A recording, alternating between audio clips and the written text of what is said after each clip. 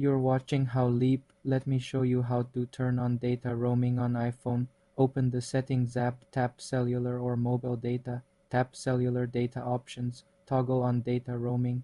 A warning may appear about potential charges. Tap Turn On. Ensure your carrier allows roaming and you have an appropriate plan to avoid high fees. For more simple software tutorials, subscribe to the How Leap channel.